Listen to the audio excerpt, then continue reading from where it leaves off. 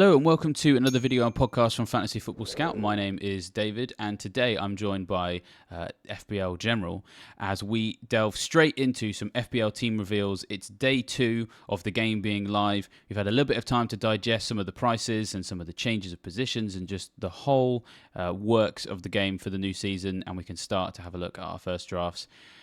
Thanks for joining us today, Mark. How are you doing? How was yesterday for you? I imagine a lot of waiting around, but at the very least, you've got a team now, so you must be in good spirits.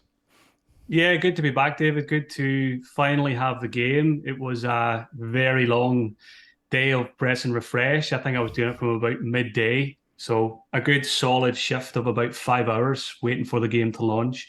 Ended up in a WhatsApp conversation with somebody then for literally 2 minutes and missed the launch and ended up getting the ID wasn't as low as I hoped. I think I got like 2514 or something like that. Not that it matters too much, but yesterday it felt like life depended on it. But yeah, very good to be back talking FPL, looking at new player prices, and really looking forward to doing lots of videos with you this season as well. So looking forward to this one. Yeah, it's going to be good. Yeah, we should say that we will be having a lot more of you on the channel this year, and we can't reveal too many of the details yet because we've got to dot some I's and cross some T's in terms of what it's all going to look like. But we're very excited to have you around. The ID is pretty good actually, about 2,500. Mine was 5601, and I got no excuse because I was sat there in a Zoom with Mark Jobling and Sam Bonfield ready to go live, and somehow I still missed it. I've no idea how.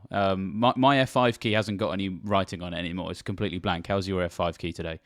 Yeah, that's what I was saying. The one day of the year you don't want to have a MacBook because F5, which I found out recently, when you press F5, it does not refresh your screen. It tries to do some kind of dictation or something. So it was manual clicking of a mouse for me. I had to recharge the wireless mouse about 3 times yesterday because of that. So yeah, thankfully back to enjoying the MacBook today, whereas yesterday wasn't much fun. So in effect, what I'm hearing you say is that we have finally settled the Apple versus Windows debate. Would you Yeah, say? all comes down to FPL ID has been the settler in that debate, I think. A little bit like Messi finally winning the World Cup. We needed some big moment for him to just completely confirm it was him. There we go. We finally had the moment for the Apple versus for PC. We'll yeah. Well, hopefully we might get an interview, possibly even with a PC magazine about this glorious victory. But yeah, but enough of that for now. Let's jump straight into your team because it is very exciting to finally be building these. And I have to say, the first thing that jumps out here is it's another big name in the FPL community. Got fantastic OR history as well, making me feel very happy because I don't have Mo Salah, and neither do you. So let's start there. Yeah, I think that's probably the big talking point, isn't it? In these very early days of drafting the Gameweek 1 teams. And I think overall, I'm kind of in agreement with most that I think, price reveals on the Monday looked really promising. Trent was a bit more expensive. Haaland got bumped to the 14, which we wanted. And then we were quite hopeful for kind of Tuesday and Wednesday's price reveals as well. But to me, they were a bit more disappointing. A lot more cheaper players like the Arsenal guys and stuff like that. So I think when you've got such an array of very good cheap options from, the top 5, 6, 7 teams, I much prefer spreading the cash around and having kind of a much better overall 11 rather than trying to shoehorn Salah in because Haaland for me is a must have for the captaincy. Trent is a must-have as the best defender in the game for the last couple of years. And then when you've got the likes of Saka, Rashford, Bruno, all of these guys at very, attainable prices, I think there's a very good chance I will go without Salah. I was having a quick look at the ownership percentages last night. Just it's always quite interesting to look at the ownership percentages on day one. I think Haaland was up at 79% already, even at 14 million. And Salah was at, I think, 25%. So again, that gives you an idea of what people are thinking. And yeah, I think it just comes down to player prices. Maybe fixtures slightly come into that as well. But yeah, I think it's unlikely that Salah will be in my Game Week 1 squad. And that's probably for the first time in 4 or 5 seasons. He's very often been a captain in Game Week 1, not just a pick.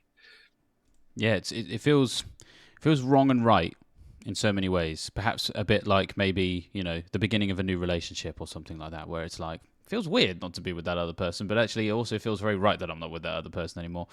For example, because the landscape has shifted. We're in this position where Haaland is so dominant with that ownership, and just to update, the numbers, it's 82.7% ownership for Haaland now. It's just nuts, and Salah is still around the same level. He's 26.2%. I mean, to have a 60% gap at this stage, and I was just saying with Sam earlier as well, it's kind of like, the ownership at this point in time is actually probably better to read into that now than you would want to do it maybe a couple of days before game week 1, because that's when people like my dad join in, and it's like they're just going to pick all the wrong players. So right now it's really the engaged managers that are in, and yeah, and it probably tracks, to be honest, with what I'm seeing on social media, whether that be Instagram, Twitter, or the brand new Threads, which is also here as well. I've seen some teams on there as well. I've already had people asking me for my opinion on their team on there, so 'twas ever thus. But I'm probably seeing Salah in about 1 in 5 teams. So yeah, and you make a good point on the captaincy as well. There's effectively only one game week you'd captain him in the first 6, right? And that's probably Bournemouth game week 2. Yeah, and it doesn't feel good not to have him for Bournemouth game week 2 when he could well be captain, because Haaland plays Newcastle that week off the top of my head. So not a great fixture on paper, but it is Haaland. So I think captaining him against Newcastle, it's never going to be a terrible idea. But I think not having him game week 1, game week 2 will be, you might be a little bit fearful. But I think if most people are going to go the same route and not pick him in game week 1, they're not going to be able to transfer him in game week 2 either, because I mean, there's no other midfielders around his price tag. It's not an easy switch. It's probably 2 transfers unless you leave a lot of cash in the bank game week 1, which most people don't tend to do. So yeah, I think if you decide that spreading the cash around your squad is better, then I think you just make your bed with no Salah, and you just don't watch the Liverpool game in game week 2, and maybe hope they win 9-0 again and he doesn't get anything. I mean, that's the thing. He's absolutely capable of trolling us like that as well, to be fair. I mean, I think we both sat here probably fairly confident that he is going to do well game week 2, but it's all just about what it means for the rest of your team, to be honest. And, you've got Trent as well, who, I mean, in effect, you could argue is a Liverpool midfielder in and of his own right these days. So, you've got some coverage there. And I suppose, I mean, the way I see it, I kind of anticipate Salah having a fairly decent game week 1. And then, dare I say it, the more casual managers, so those that perhaps would panic in a world where Salah maybe gets 10 points or something in game week 1, very much could be breaking their team in game week 2 to get him in and then captaining him, which actually may even help those of us who don't go anywhere near him, because we're gonna, to get him in when you don't have him is going to be a nightmare. So we're going to see hits all over the place. You banking your transfer maybe for game week 2, play that in game week 3. The opportunity for being able to get one over the people that maybe will try to get Salah in when you've got quite a good structure here, perhaps will benefit you as well, do you think? Yeah, I just think that's the way I've always played the game, is kind of taking the long-term approach, the patient approach, and I do always try and bank that transfer in game week 2 if possible. It's nice to get to game week 3 with 2 frees. 2 game weeks worth of information is a lot more than just one. And I think you mentioned the kind of less engaged, more casual managers there. If Salah does have a good game week 1, a lot of those managers might even just play a panic and play a wild card in game week 2. And again, that's what we want to see, because if people are wild card in game week 2, chances are over the long term you're going to come out better than those when you play your wild card, down the line with a lot more information. So yeah, again, I'm not going to say I'm definitely not going to have him, and it'll only take a couple of things in pre-season or an injury here, an injury there to change things. But yeah, at the moment, probably no Salah and probably no Kane either if he does stay at Tottenham. Yes, I mean, it's interesting this year the way the prices have come in, because it does actually really force us to make some of those decisions. I mean, I went into game week 1 last year, I had Kane, Salah and Haaland, and I'm pretty sure I had Trent as well. And it didn't feel like a really terrible team. Whereas now, if you were to try and get those guys in, it's not looking particularly good elsewhere. And you have got a really healthy looking midfield. So let's have a look at some of the guys there. Son and Fernandez are your most expensive. You got a 9 million. Oh, sorry, Son, Fernandez, and Saka. So you got 1 9 million, 2 8.5s. Do you feel quite happy in 3-5-2 with lots of beefed up midfielders there?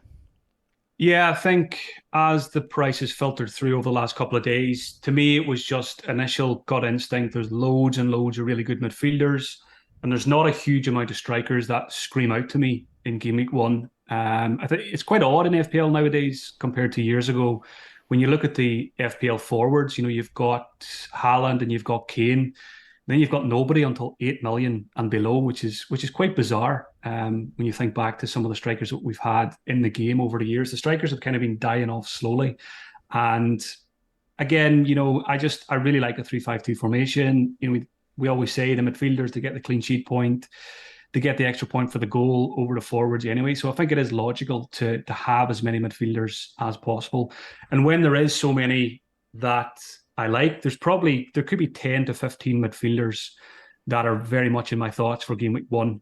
I feel like I'll be jumping around quite a few of those in terms of fixtures over the season.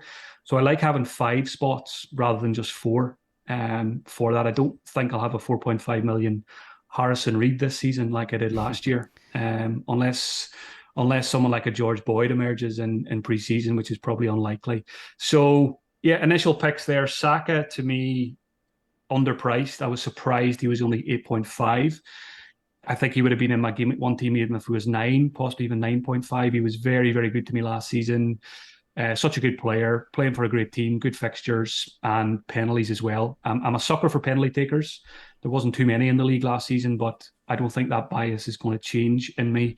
Bruno Fernandes is there as well, but I think if I had 0.5 more, I would like Rashford. I think Rashford is the pick from the Manchester United midfield, but a lot of people will probably find themselves in that scenario. You're 0.5 million short. And if you are, I think Bruno, again, this guy used to be 12 million. We know what he's capable of. Penalties, 8.5. I think it's going to be intriguing to see how Bruno versus Rashford plays out over the season.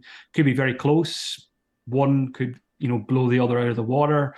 We just don't really know how, Mason Mount's going to affect Bruno's position and stuff like that. So Rashford is my preference, but because of budget reasons here, Bruno Fernandes goes in as a perfectly viable alternative. Youngman's son is kind of a personal pick. My little boy who was born this year is called Sonny. So I'm more likely to pick Son maybe than other managers. But not just that. I love the guy. He's been one of my favourite players in FPL over the seasons. Also, I'm a Celtic fan, big fan of Postecoglou. Hopefully he does well at Tottenham. And if Kane does stay, I'm not going to be able to afford him if I go Trent and Haaland. So I kind of like having a piece of the Tottenham attack. And a Heung-min Son that's 3 million cheaper than last season, injury-free. I think he had that hernia issue. New manager, hopefully a new lease of life. I think he could be very good value at 9 million. Again, not a sure pick for game week one, but again, a nice price point that you can jump around to other options if Tottenham don't start the season well. And then there's a couple of cheaper guys. It's Matoma. Again, good times with him last season. I still think he's kindly priced at 6.5. And that Luton game week one, is a very attractive fixture. So I like the idea of starting with Matoma and then maybe jumping to somewhere else when maybe the fixtures turn a little bit more nasty for Brighton. And then Mbumo, who I think I'm seeing him in a lot of drafts. People are very excited about his reclassification. He had a good season last season. I honestly don't feel the love massively for him. And I think I've been burned by him a couple of times in the past. I probably need to shake that off. Because I think it's 6.5, possibly out of position, possibly on penalties. Brentford have established themselves in the league side. So at the moment, Mbumo to me feels like the position in my team where game week one last season it was Bailey or Neto. And I didn't really want either, but it was the final piece. I liked every other spot in my team. I had 5.5 million left to spend and I had to pick one of them.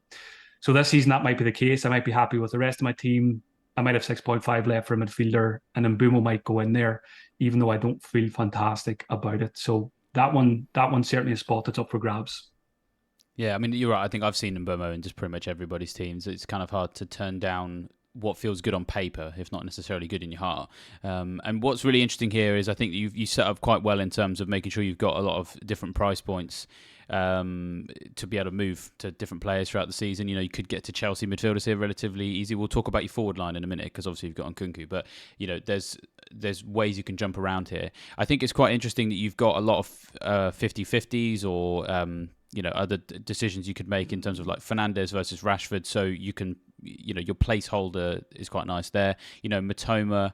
Well, tell you what, let's get your thoughts on the other Brighton midfielders. We'll talk about Arsenal because it's a similar situation there as well. We've got lots of attractive players all at the similar prices. Matoma, March, and Gross are the three that I think everybody is sort of looking at.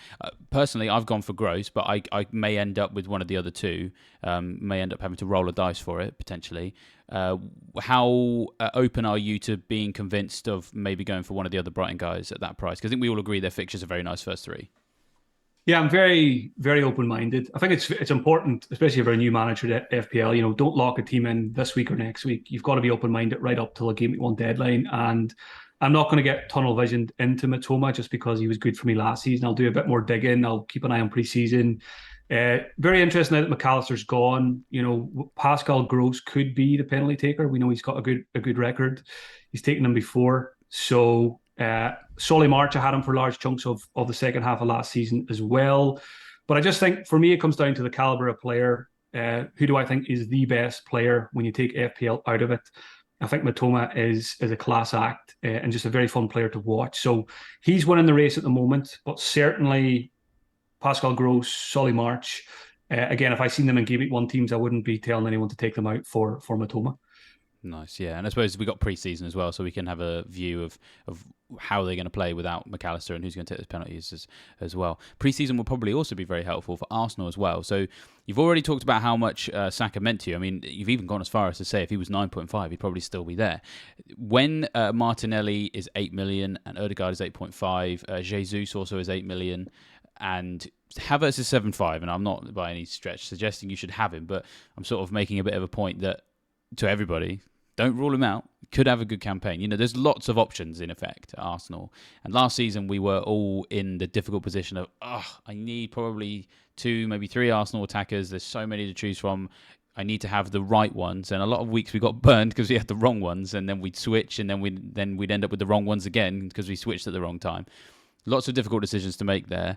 What's your thoughts on Martinelli, Odegaard? And I suppose Jesus, which maybe would involve a change of shape for you. But, there's lots of other options. Is there anything they can do in pre-season to change your mind on Saka? Yeah, Arsenal was tricky at times last season. I think it's just going to be even trickier this year with Havertz thrown into the mix, who I still believe there's a player in there, and hopefully we'll see it at Arsenal. And if we do see it, I think that's going to make things tricky for us in terms of, I think Martinelli in particular.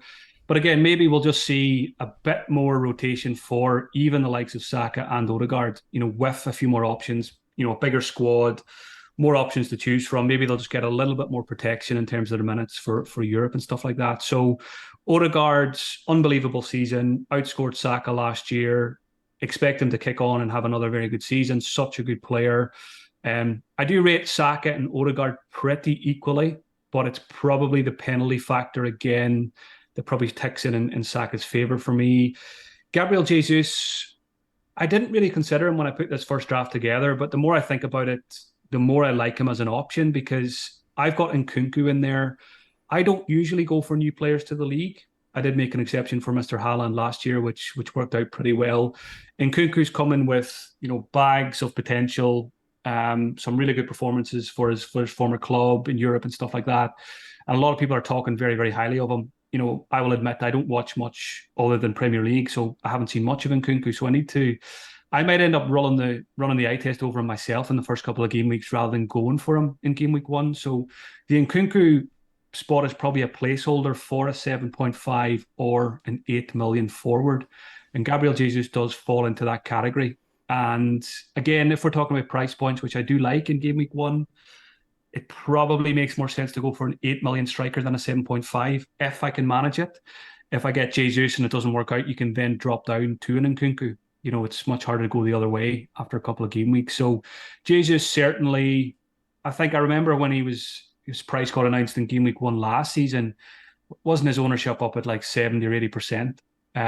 So the question is, why is his ownership not the same this season when he's basically the same price? Is it because he, missed a large chunk of last season? We've kind of forgot about him as an FPL prospect.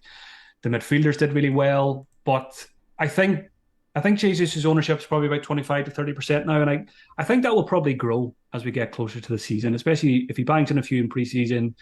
I I think he's a great placeholder up front, even if you're not going to keep him long term. So there's a very good chance that Nkunku could become Jesus in my team before kickoff.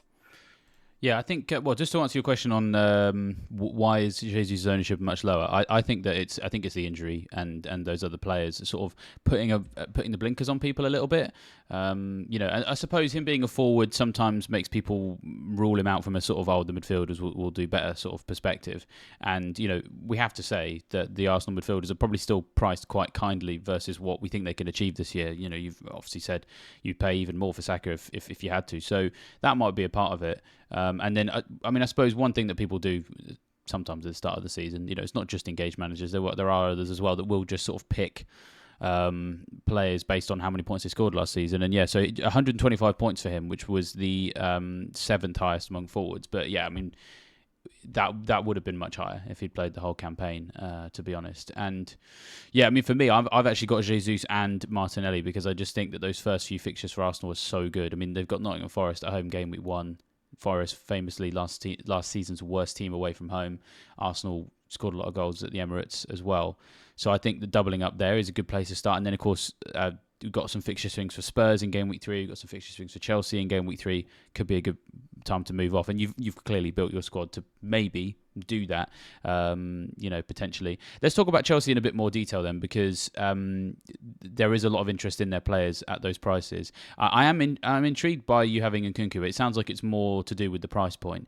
I share your enthusiasm for him. I did the Scout Report video on him a couple of weeks ago now, so shameless little plug for that. If you've not checked that out already and you want some more information on the way that he plays and how he can fit into the Chelsea team, then do go check that out either on YouTube or on a podcast platform.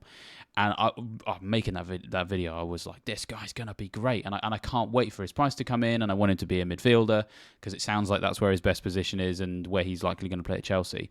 But because he had played as a sort of, not a false 9, but he was a kind of makeshift number 9 at his previous club for a lot of last campaign, that has what I think has triggered this forward classification, which is disappointing for me personally, because I if he was a midfielder, I think he'd be straight in, even at that price, 0.5 more than Sterling for me. So I've gone with Sterling because I've got Haaland and Jesus. We clearly both feel like there's something there for Chelsea. Nkunku you got for now, but would you be interested in Sterling or a Mudryk, or you haven't got any Chelsea defenders? And we'll talk about your defence in a bit, but are you anticipating investing in them this year? Like most FPL managers, especially the managers that are online these days in early July, I'm very, very excited by Chelsea FPL wise under Pochettino. They were useless to us last year, but this season could be completely different. They could all turn out to be underpriced. Sterling, who you mentioned, again, once a 12 million FPL asset, he's now 5 million. You get a 5 million discount on what he was back in his heyday. He's still only 28, 29 years old. He's still got the potential to have more big Premier League seasons, and I certainly hope he does under Pochettino. So it's a funny one. I've got Nkunku in my first draft, and I think I could have anything from 0 Chelsea players to 3 Chelsea players in my Game Week 1 squad. And I think I don't tend to put too much weight on pre-season games, but I definitely want to watch a few Chelsea ones this season. Who's getting the minutes? Who's looking good? Who's Pochettino using? Because, like you said, Sterling, if Nkunku comes out of my team, which I think there's a good chance he will, for someone like maybe like a Watkins or a Jesus, then I think Sterling could come in. Again, it's the price point. It reminds me of Rashford last season. Sometimes you just see a player's price and you think that's too low not to take a gamble. You can gamble. If it doesn't work out, it's not a big deal. There's plenty of other options out there. Chelsea's opening fixtures are pretty good also. So Sterling is certainly high on my list as well. Mudryk, not so much. I just need to see him kind of prove himself in the Premier League first of all before I go there. I'd rather take the proven Premier League asset that is Sterling before him. But again, what is he, 6.5? That could be another very, very cheap asset. And defensively, I don't have, because I'm a very safe, historically a very safe, boring FPL manager. I can't bring myself just yet to put Reece James or Chilwell in my first draft. But I think when we get to draft 4, draft 5, as we get towards the end of July and the start of August, those guys will start to appear because we know how potentially good they are when they're on the pitch. And a 5.5 million very, very attractive options. And again, going back to price points, which I've mentioned a few times, I've got Trent, I've got Gabriel and the Stupinan. I would probably like to have a 5.5 million price point in there rather than two 5 million options. So maybe one of Gabriel or a Stupinan might come out for a Chilwell or a Reece James. But I think the manager that I am most likely is more like a safer Luke Shaw, possibly with a view to getting James or Chilwell later. But absolutely, I think I can already see it. Friday, August 11th, I'll be sitting there. I'll have my team ready, and there'll be a little devil on one shoulder called Reece James, and there'll be another devil on my other shoulder called Ben Chilwell, and they'll both be saying, "Mark, come on, have a bit of fun." So it's going to be interesting to see where I end up. Yeah, I'm really not looking forward to those devils landed on my shoulder either. I could do with an angel in the form of Estupiñán or Luke Shaw to come and plead their case as well. I'm hoping that I can put those devils off till game week 3, because I'm just going to put the fixtures on the screen now for just everybody. This is the season ticker. If you're not already a Fantasy Football Scout member, do go and sign up, and you can access this tool in its full glorious levels of interactivity. And so just looking at, I'm actually going to throw Spurs in here as well, because I think game week 3 is a bit of a swing for the mini wildcard. So Spurs start off with Brentford and Man United in their first 2, and then go Bournemouth, Burnley, Sheffield United in the next 3. Chelsea, Liverpool and West Ham in the first 2, which could be quite nice for attacking returns, but maybe less attractive or appealing for Chilwell or James. But then Luton at home, Forest at home, Bournemouth away, Villa at home. That's when it looks really, really tasty for Chelsea defence in particular, but also the attack. Maybe a 5.5 for the first couple is the way to get, you can turn around to that devil of Reece James on your shoulder and offer him some sort of deal of like, look, just give me 2 weeks and I'll see you in game week 3. What do you reckon? Yeah, and again, I'm just kind of thinking something just popped into my head there as well, looking at the prices yesterday. I think Malo Gusto, the new Chelsea signing, who is a right back, if I'm right, I think he came in at only 4 million. So you could even do the ultimate safety net and get Reece James and Malo Gusto. Oh, wow. And if James does miss out in games, you could get a. This is my daily fantasy hat thinking here now, because in some games I play, that's an attractive strategy. But again, probably not a good idea, because you're blocking a viable spot with Gusto for a Chelsea attacker or a second defender or something like that. But yeah, as you say, fixtures, first 2 game weeks don't scream clean sheets. So again, looking at my team here, I like the idea of changing Gabriel or Stupin into a 5.5 with better fixtures than Chelsea's for the first 2, or else, leaving 0.5 in the bank and then making the switch when those fixtures do improve. So yeah, at this moment in time, it's probably maybe give Chelsea a watch and brief for the first game week or 2 in terms of the defenders, and then maybe look to switch to target that run of 3 very tasty fixtures. I was just having a look at Malo Gusto as well, because the way things are at the moment, it's so chaotic that I'm sort of like learning things and discovering things and Googling things like while I'm making videos and podcasts. It's always good to have somebody else to just carry the show for a couple of seconds, me to have a look at someone myself. Yeah, I'd missed that. There's just so much going on, everything flying around, so much chaos. I'd missed this signing in Malo Gusto, right back, as you say.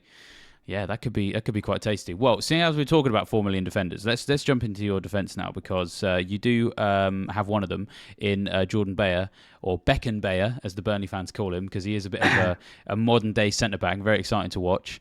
So we've got at least one starting 4 million defender in your team, or we assume he's going to be starting, because he is quite integral to that Burnley team. And then you've got Botman on your bench as well, Estupiñán, Gabriel, and Alexander Arnold. So we've talked about some of those more expensive price points. Let's talk about the cheaper ones. Botman is actually a really interesting signing, because not a lot of people have gone that way just yet. But whenever I've seen people talk about them, I've sort of said to people, he could come in later. Is that some advanced planning, because Newcastle's fixtures take a while to get a bit nicer? Yeah, I just feel like it's not even really a fixtures pick, Botman. I just feel like he's a bit of a no-brainer at 4.5. I was extremely surprised that a Champions League defender came in at 4.5. If we had an Arsenal at City or a Manchester United defender at 4.5, they'd be straight in. So I think we need to view the Newcastle guys kind of in a similar bracket. And he's not someone I'll probably start very often. He'll, in a 3-5-2 formation, I think he's perfect as a first sub, because I'm looking at him in my team there. First sub, game week 1, home to Aston Villa. Is there a chance of a clean sheet? Yes, maybe not a huge chance, but he could come in and get you a 6-pointer or a 7-pointer, if someone misses out. So again, I've tried to pick as many players here that I think my initial gut feeling is that they're underpriced. Gabriel's one, Botman's one, and that's why Botman's in there. And again, when Newcastle's fixtures are good, let's say Estupiñán has a tricky fixture, then maybe I would bench Estupiñán some weeks and play Botman if he's got a very good home fixture against a promoted team or something like that. So, Botman 4.5. I think he could be exceptional value if he turns out clean sheets, and hopefully he can add a goal or two. I don't think he got any last season, but he is a big threat when he's in the box. I think he picked up a couple of assists, but if he can get a goal or two to add to the clean sheets and the bonus points, he could be the best value 4.5 in the game. So I think there's a very good chance he'll stay there from my first draft. Yeah, no, I totally take that point. Actually, I'd never thought of it that way. He is a Champions League defender of 4.5, who is in a defence that did do very well, at least in the first half of last season. So basing your team around underpriced players is probably a way to make sure you can cram in as much talent as possible. You've obviously got Bayer as well. Have you looked at Bell? And I think Baldock is the other one who's sort of emerging as a possible... we've had starting 4 million Sheffield United defenders before. Could the past repeat itself? Any thoughts there over who you might feel like you'll end up with? I think you're almost certainly going to end up with at least 4 million, right? Yeah, and I haven't ruled out having two possibly, but again, I just think if I can find the 0.5 for Botman, I'll keep him because he's a very good squad player to have. Because there will be weeks where you need an auto sub, and I'd much prefer to have a Botman in any fixture coming off my bench than a 4 million against even a good fixture. So yeah, I think just gut instinct. Bayer should get plenty of minutes for Burnley. Should be first choice. I like Vincent Kompany. I hope he does well with Burnley. I think, to me, if I could only back one of the promoted teams to stay up, I'd probably say Burnley at this point. So I probably will lead towards Bayer instead of Bell at Luton or Baldock at Sheffield United. But I think all three should be absolutely fine. And it shouldn't be overly important which one you pick because it's probably a second sub or a third sub. I probably avoid trying to set up having a 4 million as your first sub, because if you do that, you're probably not expecting much from your auto sub points. And I mean, auto sub points are important. Over the season, you might only get 15, 20, 25 points from your auto subs, but you want to try and get 20 or 25 points rather than, 8, 9, 10 points from a 4 million defender. So yeah, I think I'll pay the extra for Botman as my first sub. Bayer will probably stay there because I fancy Burnley to put up a good fight and stay in the league. But again, at the moment, Bell and Baldock look absolutely fine as well. Yeah, fingers crossed it doesn't make too much difference who people go for sure. And you make a good point about what you expect from your bench. But before we move on to your goalkeepers, I do just want to be perfectly honest, discover who Plonge even is, because it kind of sounds like a dessert that your aunt made that one time that you didn't really like and wouldn't really want to have again. He's a forward at Crystal Palace and he costs 4.5 million. Any insider knowledge of the Crystal Palace inner workings, or was he just the funniest name you could find in that price point in that position? Yeah, funniest name. This is actually another personal pick because I think it might have been, if it was, I don't know if it was last season or the season before. It probably was last season. Plange was my 4.5 striker in game week 1. So I feel very loyal. I feel very loyal to the guy. Look, Plange, I'm totally invested in his Premier League career.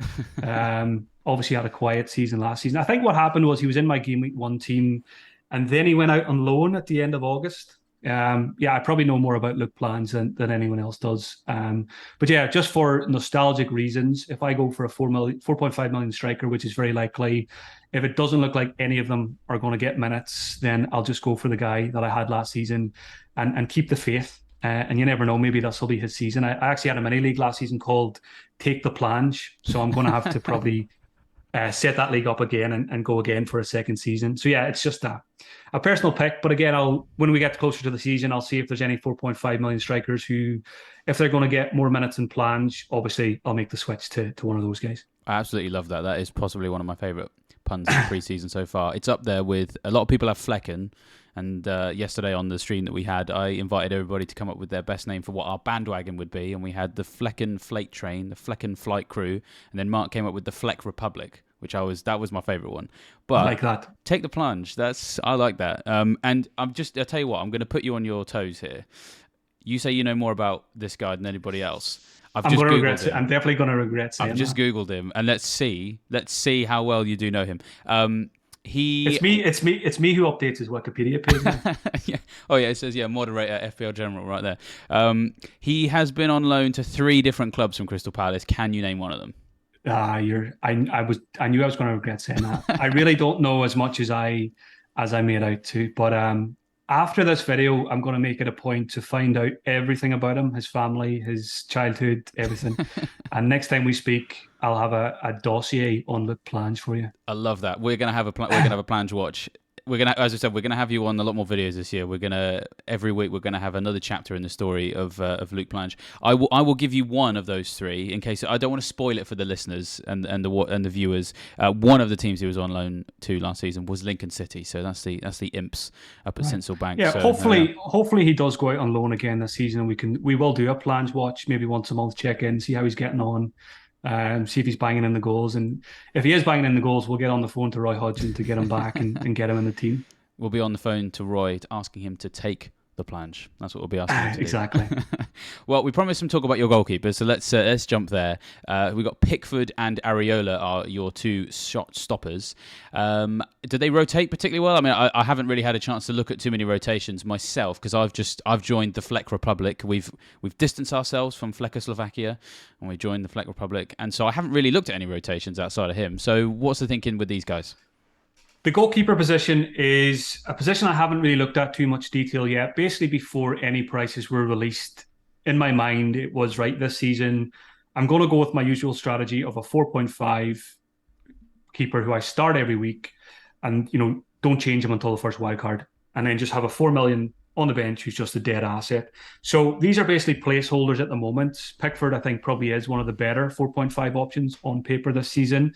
Areola is an interesting one because it's a little bit unclear from what I understand what's happening at West Ham. Is Fabianski going to stick around?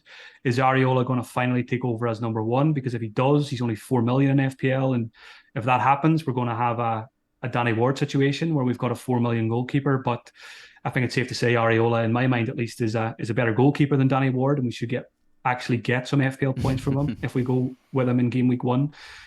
Apologies to Danny Ward if you're watching, but you did put us through a lot of pain in those early game weeks last season. So West Ham is an interesting one because Fabianski's 4.5 and Areola's 4.0. So even if Fabianski does stay, you could just go for both of them. And even if that does flip flop during the season, you've got yourself a 4 million starting goalkeeper.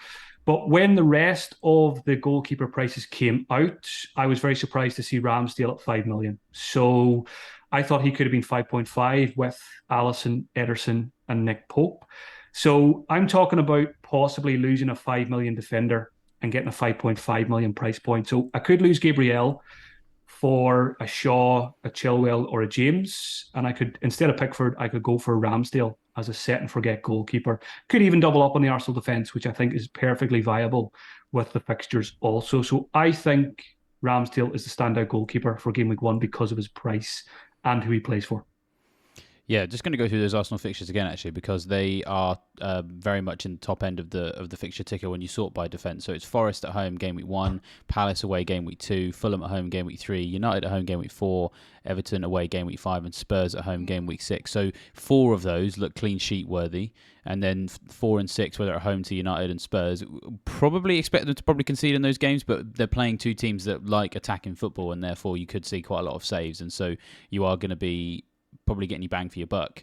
5 million is actually a great price to pay for a goalkeeper because Ramsdale is a good shot stopper, and Arsenal aren't necessarily tremendously tight. They're not one of these teams that severely limit their opposition to shots. So he could potentially just dabble and dip his toes in that sweet spot that we usually prefer to have a 4.5 in, where you get a balance of clean sheet, saves, bonus, all that sort of stuff. He has that potential, doesn't he? And at 5 million is a lot more attractive. Yeah, and I think, again, I'm banging on about price points here, but I think my preference in FPL has always been a 4.5 million goalkeeper. But the problem in game week 1 is it's impossible to know which one is going to be, the Emi Martinez of seasons gone by, the David Rayas, the Tom Heatons. And if you go for a Ramsdale, first 3 or 4 game weeks when the fixtures are good, you just buy yourself a bit of time, and maybe that goalkeeper, maybe the 4.5 hasn't emerged by the first 3 or 4 game weeks, but some of them might be showing signs in terms of making saves, bonus points, and all that kind of stuff. And maybe by the time you get to your first wild card, if that is around game week 4, 5, 6, you can make the switch then quite easily from Ramsdale. Or if you're more open than me to making goalkeeper transfers during the season, again, if a 4.5 million does emerge and they quickly go to 4.6, 4.7, it's hard to switch from, like, if you go for Pickford, but it turns out that Leno's the guy to have, and he goes up to 4.6, you might be a bit short of making a direct switch. Where if you've got a Ramsdale at 5 million, it's quite easy to drop down to that, goalkeeper of choice. So again, just feel like it's a nice price point, good fixtures, good team. Probably not going to overthink it with Ramsdale. The only reason he won't make it is if I'm, not completely happy with the rest of my outfield players. If I'm 0.5 million short for an upgrade that I really want to make, for example, Bruno versus Rashford, then maybe I will just settle for a Pickford or someone like that at 4.5. But I really want to try and make Ramsdale work for game week 1. Yeah, no, that's definitely worth thinking about when you look at those fixtures, and if you're going to play those at the start of the season, then yeah, maybe even double Arsenal defence is the way to go. I suppose the one thing we can be fairly confident of is that we're probably not going to be sat with a pair of 4 million goalkeepers anymore, so we're probably all going to be a little bit more flexible in what we can do in that position this year. Thankfully, we don't have to go through the pain again. Although, well, actually, it's entirely possible that we might get tempted by it, just because I've noticed there's a number of teams where there's like a series of 4 million goalkeepers alongside a more expensive one who there's doubts over. The most interesting one, I suppose, is probably Wolves, because Sarr had a very poor end to the season, and then all the alternatives are all 4 million. So if he does lose his place, which is possible, could happen there. I'm pretty sure that we've got Henderson at 4.5, and we've got Heaton at 4 million, I think, at Man United. So there is the possibility. There's a lot of goalkeeper shenanigans going on in this transfer window. Those of us in the Fleck Republic are all about that, and we're just avidly waiting for David Raya to leave. The goalkeeper situation could be very different in a couple of weeks' time, potentially. Do you reckon? Yeah, absolutely. It's a bit of a mess. Probably more so than ever at this stage of the season. Are Manchester United going to sign Onana, stuff like that? What's happened with De Gea? Who's going to be the starting goalkeeper for Tottenham? It's all a bit up in the air. Will Kepa still be number 1? So I think we just need to give it another couple of weeks for the goalkeeper position. But again, saying all that just makes Ramsdale feel like a pretty safe choice to begin with. That's a good point. That does bring us back round to someone who is like a decent price, absolutely nailed on number 1, good defensive fixtures. Yeah, that could be the way to go, and very much ties in with your general playing style of just patience, which is something that a lot of people really obviously relate to. And I'm guessing no change on that front this season. No crazy decisions going into game week 1 or big hits here and there. You're still pretty set on the general way. Yeah, again, I think every preseason there's some part of me deep down inside me that says, Mark, come on, just for one season, go nuts, take the shackles off, go nuts. Who cares if you have a bad season? But no, it's working. It's worked for I think 9 of the last 10 seasons. It's top 50k. So when you've got, I always think if I was a Premier League manager and if my team was performing well every season, is there any need to change up my tactics and my play style? I don't think so. So it's not the most exciting, but green arrows are exciting, good ranks are exciting. So yeah, it's going to be more of the same FPL General play style, patient, boring, sensible, and hopefully by the end of the season, hopefully, with maybe 4 or 5 game weeks to go, we're in a very, very good position, and then we can take the shackles off and really go for broke and have no regrets. But yeah, we'll come back to that, after game week 30. Yeah. And I suppose in a way it's very thematic as well. You're a man who's got these urges at the back of his mind to do something very maverick and maybe shake things up, but then the discipline and the military style of just patient control comes in and just sorts you out. As I said, very thematic. So you clearly picked a good mantle for your FPL persona. Need to stay on brand. Exactly. I won't ask you to salute just yet. We might get you to do that later on in the campaign. But yeah, at least for now, the General is in the house, and he is very much here to control the territory and move forward at a steady, sensible pace for the rest of the campaign. Before we let anybody go anywhere else, I do just need to advertise Fantasy Football Scout members area, which is going to be very, very helpful for you this season. The season ticket, which we keep putting on the screen, is going to be a very useful tool for you this year, and a good way, actually, to be honest, of playing the general play style of following those fixtures and making sure that you're making transfers at the right time. We've got tons of comparison tables as well. We've got the Rate My Team tools, all sorts of stuff there. Head to fantasyfootballscout.co.uk, go to members benefits and click the package that is right for you. Don't also forget to like this video and subscribe to the Fantasy Football Scout YouTube channel, and hit that bell notification as well. We're going to have tons of team reveals over the next couple of weeks, all sorts of detailed analysis, including who are the best 4 million defenders, best Arsenal attackers, all of those 50-50s or dice rolls that you've got to make, because it's not really a 50-50 if there's 4 Arsenal attackers you've got to choose from. So we're going to have a look at that in more detail as well. So make sure you hit that bell notification so you don't miss a thing. Well, with that, thank you very much for joining us, Mark. Hope you've had a good time being here. It must be good being back. Yeah, my pleasure, David. Thanks for having me. It's been really fun to actually chat about Gameweek 1 squad and stuff like that and all the different. It's got my juices flowing big time. So I want to just go now and rip up this draft and make a new one. So yeah, looking forward to tinkering over the next couple of weeks. And like I said, looking forward to a few more videos in the near future. Yeah, it's going to be good. Well, yeah, thank you very much for joining us. Thank you very much also for telling us you're going to tear up your team, because we might be able to do another team reveal video with you in a couple of weeks' time. So absolutely, that's always good from an editorial perspective. But yeah, with that, I will leave you fine, folks, to enjoy the rest of your tinkering, and we will see you next time.